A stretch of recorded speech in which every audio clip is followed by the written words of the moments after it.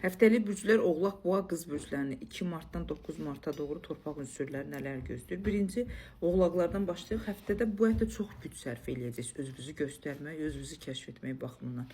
Həddən artıq çox zaman sərf eləyəcəksiniz ki, insanlar sizi anlasınlar. İnsanlar sizə qarşı dəngəsiz, güvənsiz, itələyici formada Oğlaqlar bu həftə yanaşacaq. Amma maddisal şanslarınız, çabalarınızın nəticəsinə görə aktivləşmiş bir formada olacaq.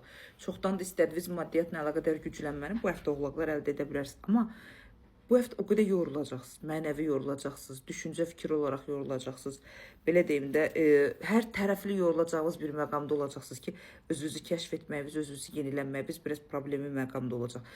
Emosionallığınız da olacaq çox, dəyişkənliyiniz olacaq, ətrafınızdakı insanlardan soyunmağınız da aktiv formada olacaq.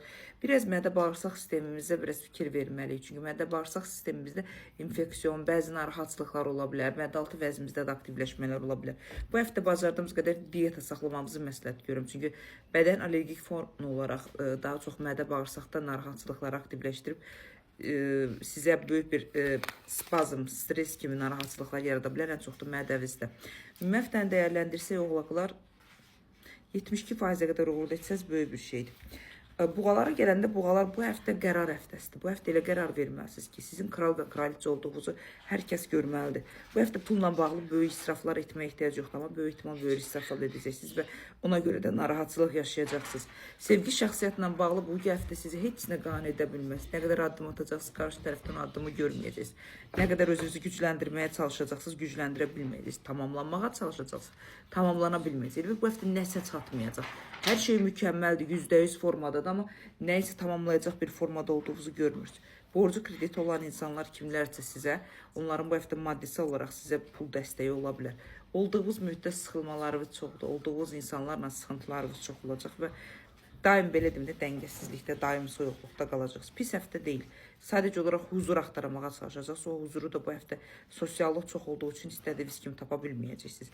Ümumi dəyərləndirsək həftəmizi 78%-ə qədər uğurlu edə bilərsiniz. Buğalar pis həftə deyil.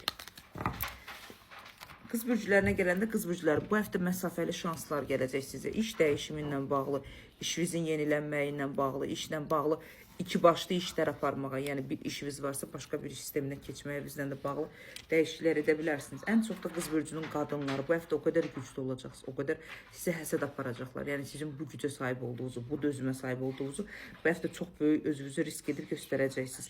Pis həftə deyil, yavaş-yavaş zaman çərçivəsinə doğru zamanla bərabər idarə edəcəksiniz.